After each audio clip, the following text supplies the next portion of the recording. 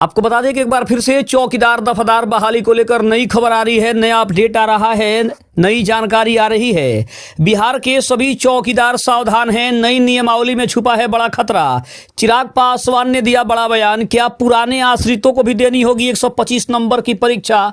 नमस्कार, मैं हूं संजीव और आप देख रहे हैं आप तक न्यूज। अगर आप हमारे चैनल पर नए हैं तो चैनल को जरूर सब्सक्राइब कर ले। चिराग पासवान दिला पाएंगे चौकीदारों का हक या फिर सिर्फ मिलेगा खोखला आश्वासन। बिना परीक्षा क्या होगी बहाली। चिराग पासवान के मंत्री का बड़ा बयान, हिल गई बिहार सरकार। चौकीदार बहाली 2026 क्या पुराने आश्रितों को भी देनी होगी 125 नंबर की परीक्षा।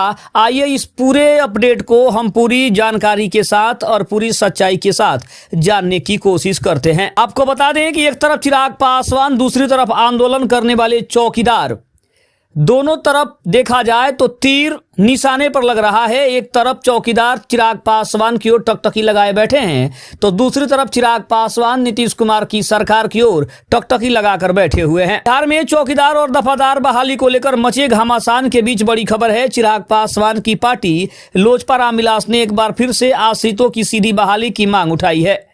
आपको बता दें कि सम्राट चौधरी हो या फिर बिहार के मुख्यमंत्री नीतीश कुमार हो, दोनों से इस पुरानी व्यवस्था को लागू करने की पैरवी की जा रही है। लेकिन दूसरी तरफ सरकार बिहार चौकीदार संवर्ग नियमावली 2026 ला रही है, जिसमें 10वीं पास होना और परीक्षा देना अनिवार्य है। लेकिन सबसे बड़ी बात यह है और सबसे बड़ा सवाल यह है कि क्या पुराने आश्रितों को उनका पुश्तैनी हक मिलेगा या फिर उन्हें भी परीक्षा देनी होगी। अगर हम बात करें तो चिराग पासवान ने इस मामले में बिहार सरकार से लगातार संपर्क में हैं। उनके सांसद, उनके जो भी विधायक हैं, सभी लगातार संपर्क में हैं। लेकिन अभी भी इसको लेकर काफी तरह के सवाल उठ रहे हैं। अगर बात करें जो ताजा स्थिति है उसके अनुसार पुराने आश्रितों ने सरकार के खिलाफ मोर्चा खोल रखा है और उनके अगले कदम कुछ बड़े ही भयावह हो सकते हैं, जिसमें कहा जा रहा है कि जेल भरो आंदोलन या फिर महाधरना की तैयारी चल रही है। अगर प्राप्त सूत्रों की माने तो चौकीदार दफादार संघ ने चेतावनी दी है कि यदि सरकार ने नई नियमावली को वापस नहीं लिया तो आश्रितों की सीधी बहाली का अध्यादेश नहीं लाए तो वे पूरे बिहार में जेल भरो आंदोलन शुरू कर सकते हैं।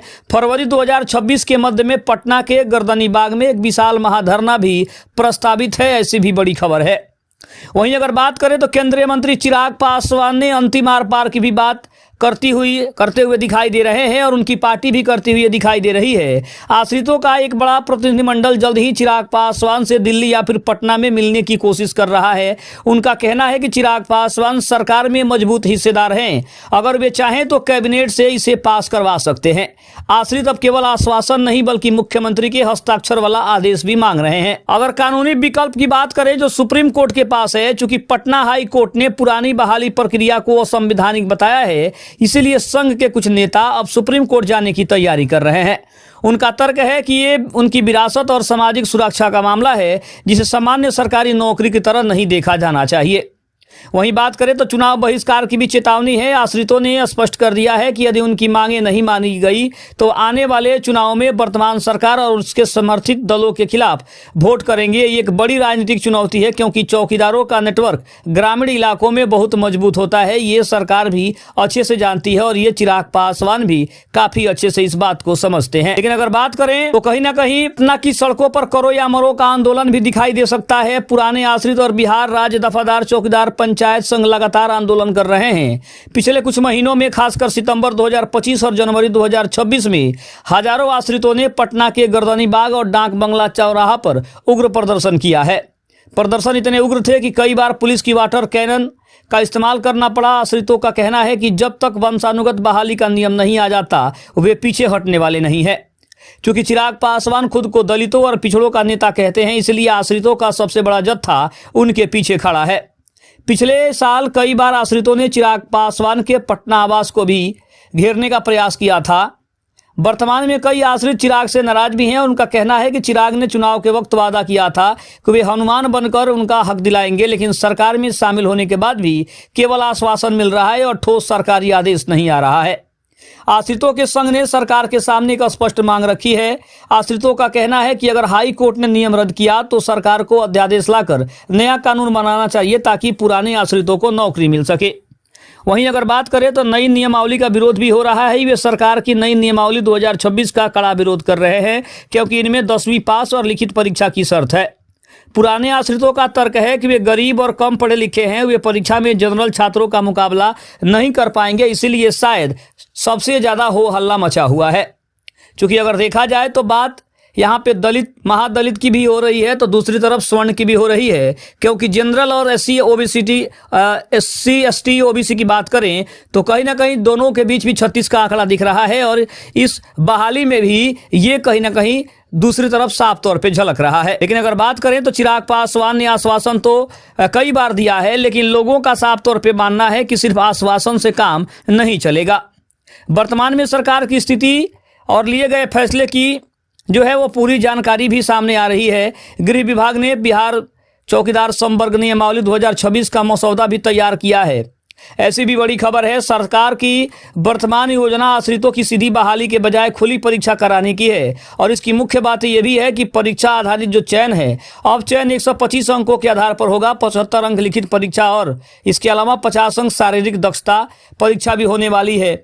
योगदान की बात करें तो चौकीदार बनने के लिए अब 10वीं पास होना अनिवार्य कर दिया गया है। हर साल 1 अप्रैल को रिक्तियों की गणना होगी। जिला स्तर पर विज्ञापन निकालकर बहाली की जाएगी। भर्ती के लिए साइकिल चलाने का भी ज्ञान अनिवार्य है। ऐसी भी बड़ी खबर है। पर्दे के पीछे चिराग पासवान की पार्टी सरकार पर आश्रितों के हक के लिए दबाव बना रही है। 13 जनवरी 2026 चिराग की पार्टी के नेता और मंत्री संजय पासवान ने डिप्टी CM सम्राट चौधरी से मुलाकात की थी। उन्होंने पत्र सौंपकर मांग की कि नई नियमावली में संशोधन किया जाए, ताकि सेवानिवृत्त चौकीदारों के आश्रितों को मानवीय अधिकार पर बहाल किया जा सके। वहीं सम्राट चौधरी ने विधि सम्मत और सकारात्मक विचार करने का आश्वासन दिया है, लेकिन अभी तक लिखित में कोई नियम नहीं बदलता नजर आ रहा है और ना ही कोई नियम बदला गया है। सरकार के सामने सबसे बड़ी अड़चन जो है वो कानूनी है। पुराने नियम जो कि आश्रितों को नौकरी को अदालतों ने कई बार यह कहकर चुनौती दी कि यह समान अवसर के अधिकार के खिलाफ है, इसलिए सरकार नई नियमावली के जरिए इसे पूरी तरीके से प्रतियोगिता परीक्षा में बदलना चाहती है। दूसरी तरफ चौकीदार संघ का कहना है कि अगर परीक्षा हुई तो सालों से सेवा दे रहे अनपढ़ या फिर कम पढ़े लिखे आश्रित बाहर हो जाएंगे। लेकिन अभी सरकार नई नियमावली पर अंतिम मुहर लगाने की तैयारी में है, जबकि चिराग पासवान की पार्टी उस नियमावली में आश्रितों के लिए विशेष कोटा या रियायत जुड़वाने की कोशिश कर रही है। आधिकारिक तौर पर अभी तक आश्रितों की सीधी बहाली का कोई नया अध्यादेश जारी नहीं हुआ है। दूसरी तरफ हम ये भी कह सकते हैं कि चिराग ने कई बार नीतीश कुमार से भी मुलाकात की है, और कहीं ना कहीं चौकीदार दफादार बहाली को उन्होंने नीतीश कुमार के सामने भी उठाने की पूरी कोशिश की है। और चिराग और उनकी पार्टी के नेताओं का तर्क है कि चौकीदारी केवल एक नौकरी नहीं, बल्कि कई समुदायों के लिए एक पुश्तैनी सामाजिक जिम्मेदारी रही है। उनके अनुसार जनरल वैकेंसी निकालने से उन आश्रितों का हक मारा जा रहा है जो पीढ़ियों से इसके लिए सेवा से जुड़े हैं और जो पीढ़ियों से सेवा करते नजर आ रहे हैं।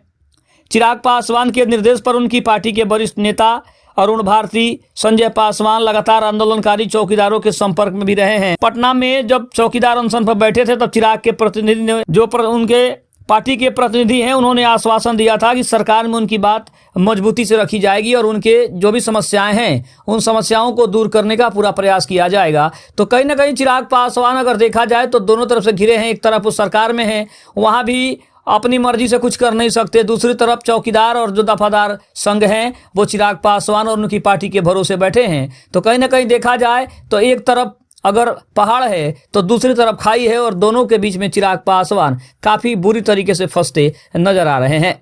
खबर कैसी लगी कमेंट में जरूर बताइएगा। तब तक के लिए धन्यवाद। जय हिंद, जय भारत।